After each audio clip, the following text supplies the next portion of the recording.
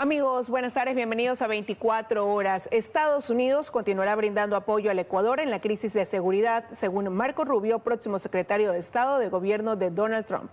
Hola Gaby, ¿cómo estás? Hola Liz, muy buenas tardes. En otro tema, durante esta madrugada se realizaron allanamientos en Quito y Esmeraldas en el marco de la investigación del caso Fachada que involucra a jueces anticorrupción. Con este tema empezamos. Bienvenidos.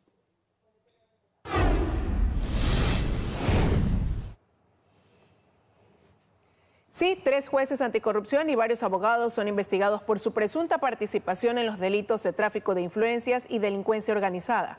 La Fiscalía informó que se habría intentado obtener la libertad de los hijos del cabecilla de la organización delictiva Los Comandos de la Frontera. Belén Merizalde nos amplía esta información. Hola Belén.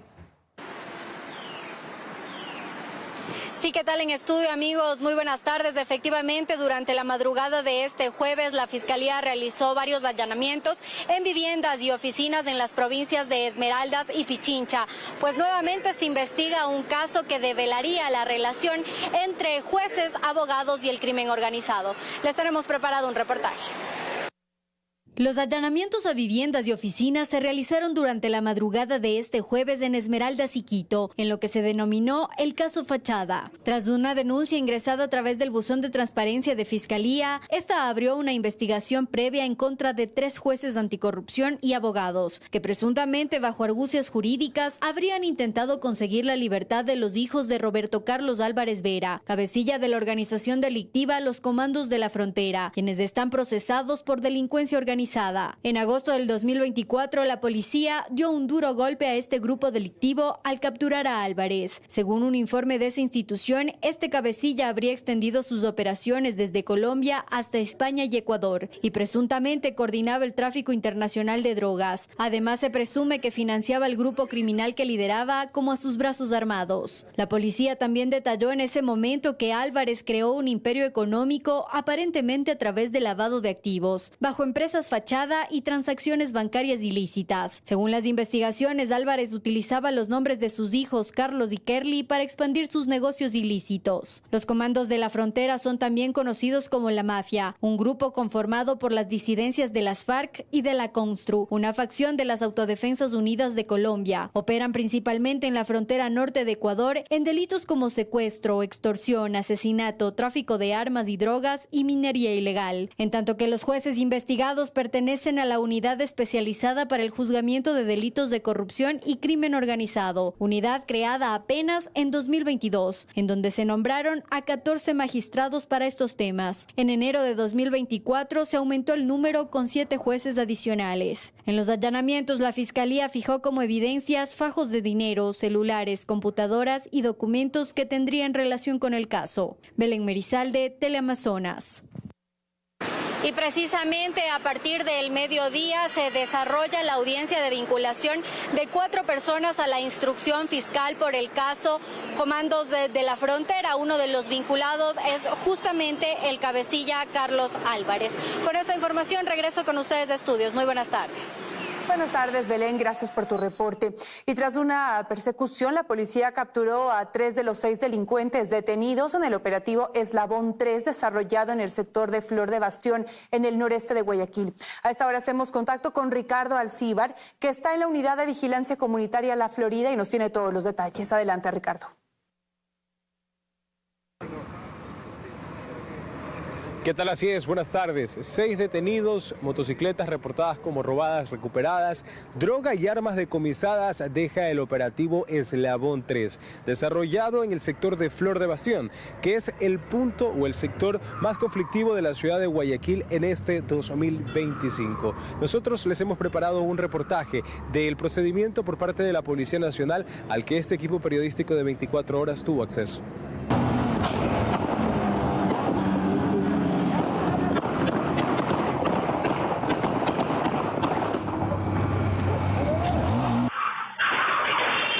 Así fue como agentes motorizados de la Policía Nacional este miércoles persiguieron hasta capturar a una banda de secuestradores que minutos antes raptaron a un taxista informal a la altura de Peca y lo trasladaron hasta el bloque 21 de Flor de Bastión en el noroeste de Guayaquil, Fue en este punto donde los uniformados se percataron del movimiento inusual del vehículo escoltado por 2 motorizados. Los agentes dispararon a las llantas del automotor, que terminó volcado, y con 3 de los 4 secuestradores capturados, logrando aislar a un menor de 17 años y aprender a 2 sujetos, los mismos que responden a los nombres de Andy D, de 19 años, Eduardo R, de 20 años. La víctima de secuestro también fue liberada y trasladada herida a una casa de salud, con golpes en su cuerpo, producto de la tortura a la que fue sometida. Obteniendo también como indicios un arma de fuego, 7 cartuchos calibre 22. Las operaciones policiales no quedaron ahí, ya que se emprendieron varios allanamientos la madrugada del jueves en diferentes sectores de Flor de Bastión,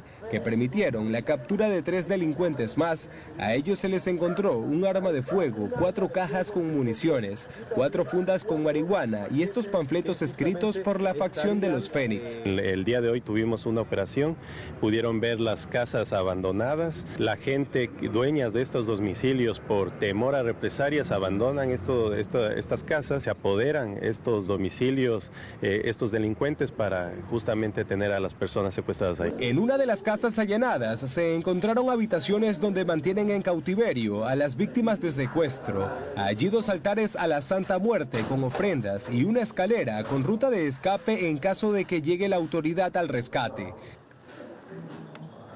Desde la institución policial se asegura que continuarán con diferentes planes operativos, tácticos y de inteligencia en el sector de Flor de Bastión por estas 2 facciones de los tiguerones que mantienen a una ciudadanía en vilo.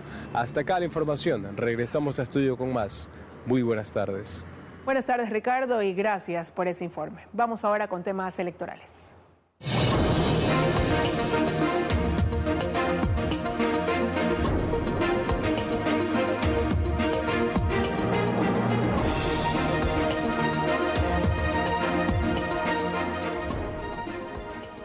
Los candidatos a la presidencia proponen generar educación tecnológica a jóvenes, mientras que los aspirantes a la Asamblea trabajarán en la seguridad social del país.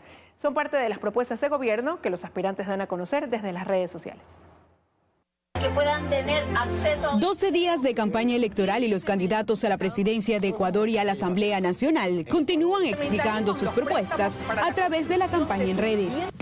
Francesco Tabaqui, candidato a la presidencia de Ecuador por Creo, menciona la creación de guarderías élite e incentivar a empresas que contraten a madres solteras. Guarderías élite, de primera. Incentivo para las empresas y para los emprendedores que contraten madres. Mientras, Luisa González, candidata a la presidencia por la Revolución Ciudadana, abrirá carreras tecnológicas y virtuales a jóvenes, permitiendo a los universitarios trabajar en horas libres. Por eso vamos a crear oportunidades aquí, oportunidades para nuestros jóvenes en educación, pero también en empleo. Mi primer empleo junto con la empresa privada. Vamos a darles un año para que cuando se gradúen, un año de empleo. Mientras los postulantes a asambleístas nacionales como Luisa Delgadillo, candidata por el Partido Social Cristiano, promete trabajar por la seguridad social justa. Por una seguridad social fuerte.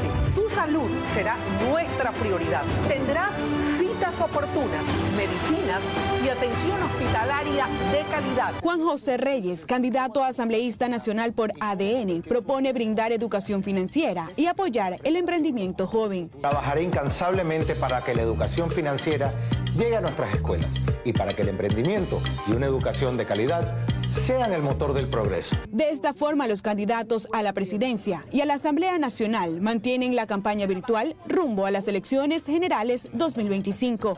Erika Vera, Teleamazonas. Con tus sueños. Contigo.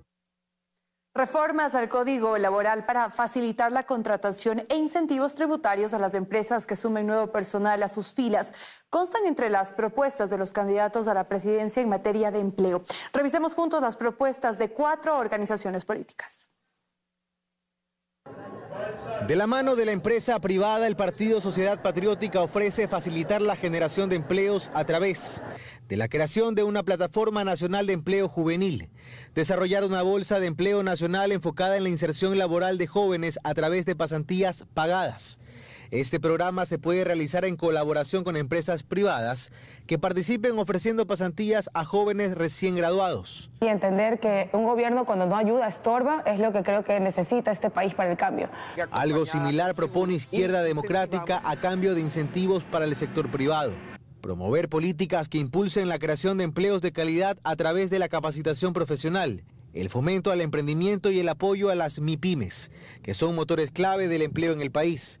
Estas empresas recibirán incentivos fiscales, financiamiento accesible y un entorno más favorable mediante la simplificación de trámites burocráticos.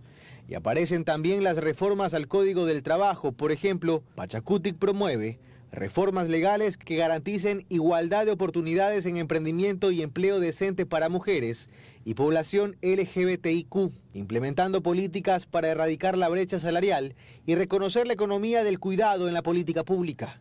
Y a esto añade el movimiento Amigo, facilidades para conseguir empleo fuera del país. Se establecerán acuerdos bilaterales y multilaterales que faciliten la movilidad laboral de los ecuatorianos hacia mercados internacionales que demanden mano de obra calificada. Esto incluirá la homologación de títulos profesionales y programas de capacitación que garanticen condiciones laborales dignas en el extranjero. Vamos a inyectar $1.000 millones en inversión pública para poder generar empleo de manera directa o indirecta a través de la empresa privada. En general, las propuestas giran sobre reformas legales, incentivos para la contratación sobre todo de jóvenes y también créditos para emprendimientos. Son los planes de trabajo en lo laboral de 4 de los 16 que aspiran a llegar a Carondelet. Carlos Acoto, Teleamazonas. 943 observadores electorales fueron acreditados por el Consejo Nacional Electoral para vigilar los comicios del 9 de febrero. Este es el mayor número registrado en una elección de este tipo en el país. Las elecciones generales del 9 de febrero se convertirán en las que cuenten con mayor número de observadores, pues el Pleno del Consejo Nacional Electoral acreditó a 943 personas para aquello entre ciudadanos, organizaciones de la sociedad civil y misiones internacionales. Además, otras 171 personas fueron descalificadas por incumplir requisitos. Nosotros tenemos 225 personas naturales ya registradas, 70 son personas jurídicas, y solamente 5 por el exterior, que están en trámites de acreditación, en 632 solicitudes, 102 solicitudes de observación internacional. Por ejemplo, solamente la Unión Europea desplegará a un equipo de 120 personas de 25 países, de las cuales 38 ya se encuentran en distintas provincias. La Unión Interamericana de Organismos Electorales enviará 11 delegados y 5 de la Asociación Mundial de Organismos Electorales, entre otros. Hay 2 tipos de acciones. Hay los observadores que vienen un día antes, 2 días antes, están el día del proceso, presentan un informe, pero hay organismos que hacen sus observaciones, tienen reuniones de carácter técnico con nuestro personal, a efecto de ir enterándose y recomendando si fuera necesario. Desde la Unión Europea, su jefe de misión, Gabriel Mato, adelantó que estarán vigilantes de la campaña, el debate, los simulacros e incluso la licencia del presidente candidato. No somos ajenos, lo decía desde el primer momento, a todo lo que está sucediendo. Eso nosotros vamos a analizar todo y si tienen incidencia, lógicamente, en el proceso electoral, lo haremos en las consideraciones en su momento. Mientras tanto, los observadores nacionales estarán el día de la elección en las juntas receptoras del voto para garantizar que el escrutinio sea transparente. Van a poder tomar un acta y poder verificar posteriormente si la información de estas juntas receptoras de voto es la que se acredita. Lucía Clavijo, Teleamazonas. Y mucha atención, la actual situación de la hidroeléctrica Mazar garantiza al menos 2 meses de generación de energía. Faltan menos de 10 metros para que el embalse alcance su nivel máximo operativo. Tras varios meses de una sequía extrema, el embalse de Mazar se recuperó rápidamente gracias a las precipitaciones. Actualmente se encuentra en 2.144 metros sobre el nivel del mar, es decir, faltan 9 metros para que alcance su nivel máximo operativo. No obstante, consultores energéticos enfatizan que con las condiciones actuales Mazar no se terminaría de llenar, y es que el caudal, es decir, la cantidad de agua que ingresa al embalse, ha ha ido disminuyendo durante los últimos días, pasando de 150 metros cúbicos por segundo a 50 metros cúbicos. Todo esto tiene que ver con las lluvias, que es justo lo que nos ha tenido en Ascuas el año pasado. Hubieron fuertes lluvias para principios de año y ahora ya están un poquito menguando. Aunque el INAMI descarta una sequía para el primer trimestre del año. En Cuenca se han registrado precipitaciones normales hasta la fecha. Esto quiere decir que hasta el momento un estrés hídrico no está viviendo. Actualmente Masar genera 170 megavatios y si el embalse continúa con los niveles actuales, garantizaría más de 2 meses de producción energética. Sin embargo, hay que considerar que dependemos de que empiece a llover más, de que el clima cambie. Obviamente, cuando empieza ya a menguar mucho el caudal, se empieza a llevar la energía, empezamos a consumir más desde otras fuentes y empezamos a pagar un poco más. El complejo hidroeléctrico Paute, que tiene una capacidad instalada de 1.700 megavatios y que es un pilar fundamental para el sistema eléctrico nacional, depende del embalse de Masar. Bernarda Ceballos, Teleamazonas.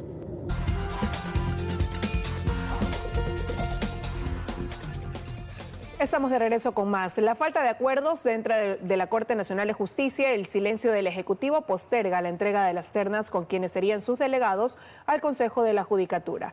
De momento, solo 3 de las 5 fuentes nominadoras de las ternas han entregado los nombres. En menos de 2 semanas, los vocales del actual Consejo de la Judicatura terminan su periodo de funciones y, en teoría, este organismo debe ser renovado con la designación de los nuevos vocales. No obstante, el tiempo se viene en contra. Ni la Corte Nacional de Justicia ni el Ejecutivo han remitido sus ternas y este consejo deberá prorrogarse en funciones, reconoce la vocal Yolanda Yupangui. Yo tengo que esperar que vengan a reemplazarme porque no puedo salir del despacho y dejar en el aire. Por eso le digo que salimos los 4, quedamos los 4. Sin que el proceso avance, este Consejo de la Judicatura, que ha fallado en los concursos para jueces, en procesos de evaluación a jueces y fiscales, este Consejo que ha sido muestra de la inestabilidad de la función judicial, deberá prorrogarse, guste o no, reconoce el penalista Pablo Encalada. La prórroga es como la consecuencia necesaria a la no designación. En los últimos 2 años no han tenido ni siquiera la capacidad para hacer la renovación de la Corte Nacional de Justicia, no han hecho la evaluación de los funcionarios judiciales. Los nuevos vocales deben salir de las ternas propuestas por las 5 fuentes nominadoras: Fiscalía, Defensoría Pública, Asamblea Nacional, Poder Ejecutivo y Corte Nacional de Justicia. Aunque el nombre del actual presidente de la Judicatura, Mario Godoy, ha sonado como opción en las ternas que faltan, la investigación que pesa en su contra prácticamente lo ha descartado. Se conoce que en la presidencia se analizan perfiles para proponer la terna. De igual forma, en la Corte Nacional de Justicia se ha convocado para sesión extraordinaria de este viernes en busca de una lista de consenso. Pero varios sectores profesionales creen que es la oportunidad de dar un giro con la llegada de perfiles no cuestionados, no contaminados, caras nuevas con garantía de transparencia. La tengamos gente de los mejores perfiles para que puedan hacer un buen trabajo y puedan mantenerse, los 6 años cumplan todos los vocales. Pero si hablamos de alguien que tiene cuestionamientos, que está enfrentando investigaciones, pues es mejor separarnos de estas posibilidades. Por ahora, el Consejo de Participación Ciudadana espera que lleguen las 2 ternas restantes. Si el proceso no logra agilidad, esta misma judicatura de los concursos fallidos y vocales cuestionados seguirá en funciones. Fausto Yepes, Teleamazonas. Y este jueves concluirá la etapa preparatoria de juicio en el conocido caso Purga, luego de 10 días de audiencia. Fiscalía espera que se llame a juicio a 23 personas por el delito de delincuencia organizada. Daniela Valencia nos informa.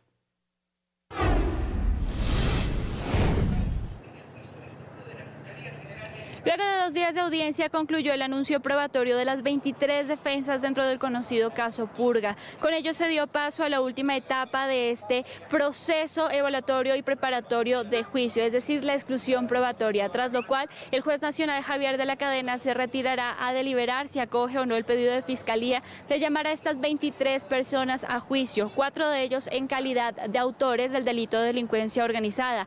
A la expresidenta de la Corte Provincial de Justicia del Guayas, Fabiola Gallardo, Gallardo, también al exasambleísta del Partido Social Cristiano Pablo Muentes y la exdirectora del Consejo de la Judicatura del Guayas, Mercedes Villarreal. Este pedido se dio luego de la presentación de 561 elementos de convicción que, de acuerdo al fiscal, probarían que ellos formaron un grupo para manipular el sistema de justicia de la provincia y también las acciones disciplinarias, pues con ello no solo archivaban causas en contra de personas que formaban parte de este grupo, sino también podían presionar a aquellas personas que no eran afines a sus intereses. La Asamblea tramitó en el 2024 una docena de juicios políticos y para este 2025 hay 6 solicitudes por analizar y 5 más que podrían presentarse en las próximas semanas. Los últimos en contra del presidente del Consejo de la Judicatura y funcionarios del gobierno de Daniel Noboa. La Asamblea cerró el 2024 con la censura y destitución de Juan Esteban Guarderas, ahora ex vocal del Consejo de Participación Ciudadana y Control Social. Para este 2025 deberá tramitar por lo menos 11 solicitudes de juicio más. A su regreso de la vacancia legislativa, la Comisión de Fiscalización hará ajustes a los tiempos. Más o menos revisan los 30 días que es por juicio. Seguramente esta Asamblea no terminará de tratar todos los que existen. En cifras, la Asamblea en este periodo ha tramitado 13 solicitudes de juicio político, 6 juicios tiene pendientes calificados y por tramitar. 1 está presentado pero pendiente de calificación en el Consejo de Administración Legislativa y hay 5 juicios anunciados por resolución del Pleno de la Asamblea. Antes de terminar el año, Construye presentó la solicitud de juicio político en contra del presidente del Consejo de la Judicatura, Mario Godoy. Es señalado tras las acusaciones públicas que hizo en su contra la jueza Nubia Vera por supuestas presiones que habría recibido para cambiar la sentencia de la vicepresidenta Verónica Abad. Nosotros no nos corresponde ningún tipo de delito ni ningún tipo de demostrar un hecho o un evento. Aquí nos interesa y tenemos que determinar la responsabilidad política que tienen los funcionarios públicos sometidos a ella. Para esta o la siguiente asamblea deberán someterse a un proceso de interpelación estos funcionarios. Se trata de Gustavo Manrique, exministro de Relaciones Exteriores, Fernando Muñoz, juez electoral, Joana Verdesoto, vocal del Consejo de Participación Ciudadana, Sofía Hernández, ex superintendenta de Economía Popular y Solidaria, e Ivonne Núñez, actual ministra del Trabajo. En Quito, Karen Aro, Teleamazonas. Según el último reporte del INEC, la tasa de desempleo e informalidad laboral en el país se elevó al 4%. Entre los factores que incidieron en dicho incremento está la inseguridad, los apagones, la crisis laboral e incluso la falta de mercado laboral.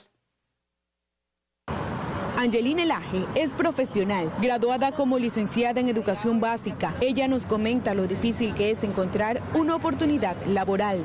Intento meter carpetas en instituciones, pero la típica frase que se dice, espera nuestra llamada, tenemos la vacante completamente llena. Incluso menciona que fue contratada en una unidad educativa. Al mes rescindieron de sus servicios y la remuneración no fue por el valor ofrecido en el contrato. Literalmente me dijeron, ¿sabes qué?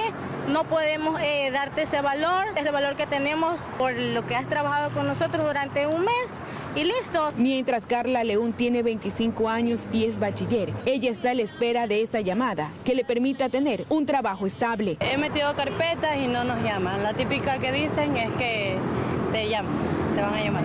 Mientras eso sucede, decidió emprender para tener recursos económicos y brindar lo necesario a sus 2 hijas. Soy madre soltera y ahí yo trabajo haciendo mi ruta eterna y por ahí me mantengo. ¿Como emprendedora? Sí. Si es que hay y si no hay, hay que buscársela como uno puede. Historias como estas se ven a diario en el país, pues según el último reporte del Instituto Nacional de Estadísticas y Censos INEC, entre noviembre 2023 y noviembre 2024, la tasa de desempleo incrementó a 3.7%, es decir, alrededor de 132,000 ecuatorianos perdieron su empleo formal. Entre los factores que inciden para que la cifra de desempleo se eleve están la inseguridad, los apagones, la crisis económica y la falta de mercado laboral. Erika Vera, Teleamazonas. Vamos a hacer una pausa, pero cuando regresemos, reformas a la ley de donación de órganos propone la entrega de un certificado a quienes sean donantes. Además, más de 16,000 automotores serán chatarrizados por la Policía Nacional. Ya les contamos al volver.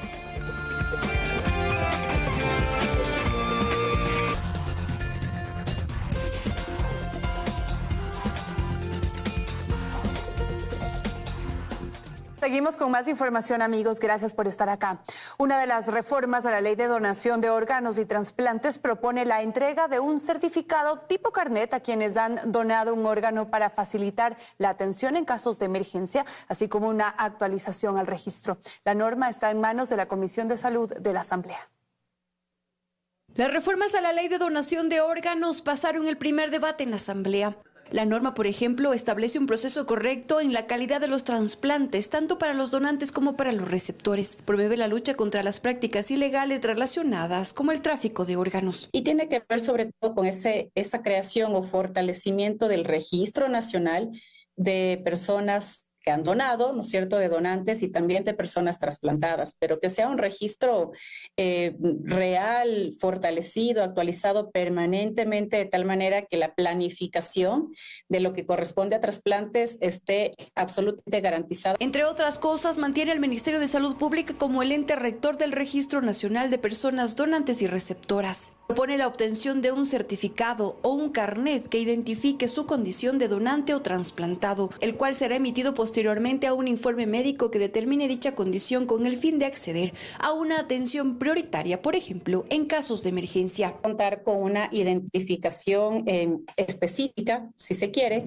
de haber pasado por un proceso de trasplante, toda vez que muchas veces están inmunodeprimidos, por ejemplo, y esto quiere decir que probablemente necesitan una atención prioritaria, un acceso real a esos servicios de salud. Plantea una actualización del registro para permitir a la autoridad sanitaria planificar la adquisición, por ejemplo, de medicamentos e insumos, así como una posterior distribución a los pacientes trasplantados. La propuesta de ley también habla de la importancia de incrementar el número de posibles donantes. Este tema es una de las prioridades en la Asamblea. Es un proyecto de doble finalidad, pero sobre todo tiene en sí intrínseco esclarecer la normativa legal que hoy no existe en el país para que puedan prevalecer sus derechos. Las observaciones hechas por los legisladores deberán ser incorporadas en el informe para segundo debate en la Comisión de Salud. En Quito, Karen Aro, Teleamazonas. Muy buenas. Más de 16.000 automotores serán chatarrizados por la Policía Nacional. Los bienes están retenidos luego de haber sido incautados en operativos en distintas provincias del país. María Gracia Chacón se encuentra en el patio de retención vehicular para contarnos más. Hola, María Gracia. Buenas tardes. La norma permite a la Policía Nacional chatarrizar vehículos y motos que estén retenidos por más de un año. Justamente las autoridades buscan chatarrizar más de 16.000 automotores que se encuentran en patios de retención desde el año 2022. Algunos son parte de procesos penales, por lo cual incluso sus placas han sido alteradas. Mi compañera Natalie Jiménez les cuenta más en el siguiente reportaje. Veamos. Son más de 16.000 automotores entre autos, motocicletas y otros bienes obsoletos que serán chatarrizados por la Policía Nacional. Los 16.356 automotores, prácticamente 2.765 son vehículos y 13.591 son motocicletas. Esteban Valencia, jefe de la Unidad Nacional de Acopio de Indicios y Evidencias, señaló que los bienes fueron incautados en operativos ejecutados en distintas provincias del país. Nosotros, la norma constitucional y legal nos permite chatarrizar vehículos, nos permite chatarrizar motocicletas que han sido parte de un proceso o causas pendientes con la antelación de un año. Más sin embargo, nosotros con fecha 31 de diciembre del 2022 está constando en el listado estos automotores y estos bienes. Varios de los vehículos están involucrados en hechos delictivos y presentan alteraciones alfanuméricas. Que es narcotráfico, secuestro, robo, extorsión, los que comúnmente nosotros hemos podido verificar en asesinatos, sicariatos, todo este tipo de delitos ingresan a los centros de acopio de indicios de evidencias a nivel nacional. El objetivo es evitar el colapso de los centros de acopio y que estos automotores regresen al mercado negro. Alejandro Cova, analista operativo de la Unidad Nacional de Acopio de Indicios y Evidencias, agregó que previo a la chatarrización, un listado de los artículos será publicado en las redes sociales de la policía. Propietarios, al poder verificar que existe algún automotor que es de su procedencia, Lo que debe hacer es justificar mediante algún documento, que es matrícula, algún documento que haya hecho la compra de este automotor. Se comunicará con nuestra unidad y dejará de ser parte de este proceso de chatarrización. La fecha final del plazo de verificación e inicio de chatarrización será el 30 de enero. En Quito, Natalie Jiménez, Teleamazonas.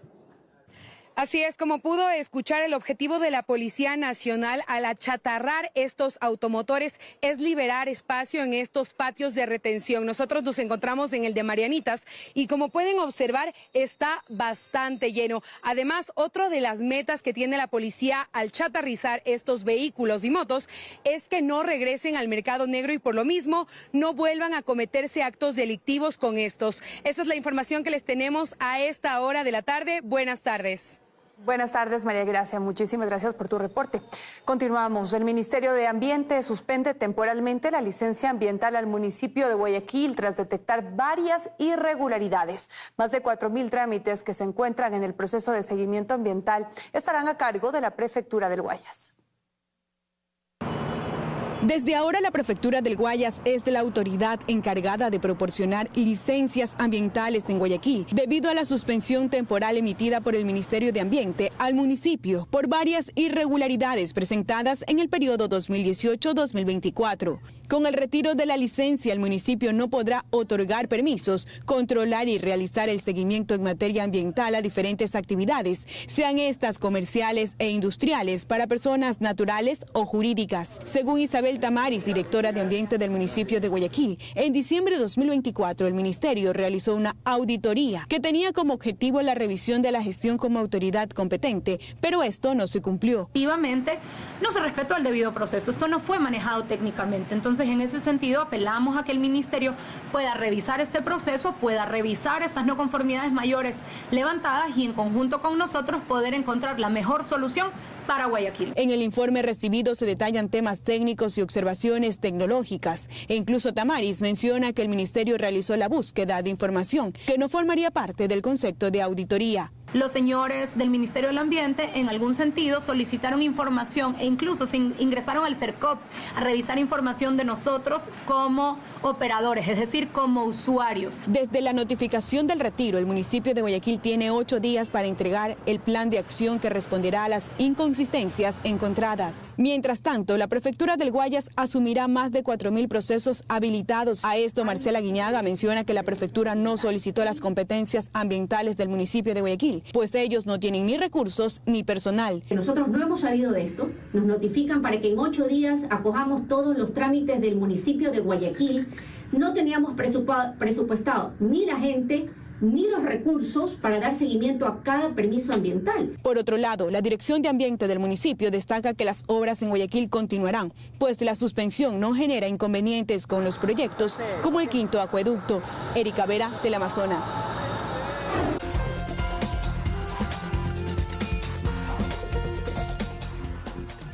Continuamos con más. Durante una audiencia en el Senado de Estados Unidos, el próximo secretario de Estado, Marco Rubio, señaló que el gobierno de Donald Trump continuará brindando apoyo a Ecuador en materia de seguridad. Además, mencionó que nuestro país podría ser parte del grupo de CAFTA. Las declaraciones se dieron durante una reciente sesión en el Senado de los Estados Unidos, en la cual el próximo secretario de Estado del gobierno de Donald Trump hizo referencia a la presencia de narcoterroristas y dictadores en el hemisferio. En este sentido, Marco Rubio alertó que su país está dispuesto en continuar apoyando a Ecuador en materia de seguridad. Se enfrentan amenazas de seguridad que son únicas en la historia del Ecuador. Y se enfrentan a estas amenazas porque tienen violencia y pandillas que vienen de la frontera colombiana, usando Ecuador como país de tránsito. Y hay más que podemos hacer y lo hemos hecho, tan solo del equipo para ayudarlos, para restaurar un poco de la sensación de estabilidad. En este contexto, Rubio detalló que Ecuador podría ser parte del grupo de CAFTA, a lo que el ex canciller Juan Carlos Holguín toma este enunciado como estratégico y un acierto para la lucha contra la violencia. Desde la pandemia y posteriormente el ataque de Rusia contra Ucrania, Estados Unidos ha buscado socios comerciales fiables en la región para lo que se conoce como el nearshoring.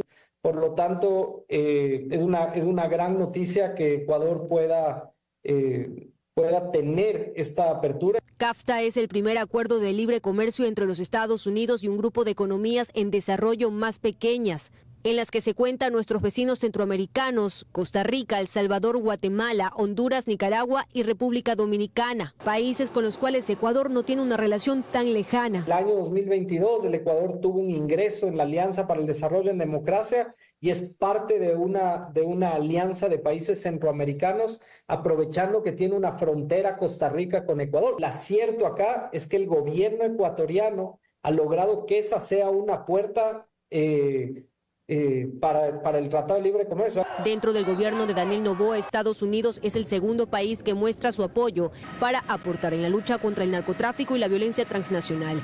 La primera nación fue Argentina, a través del gobierno de Javier Milei. Astrix Ingrid, Teleamazonas.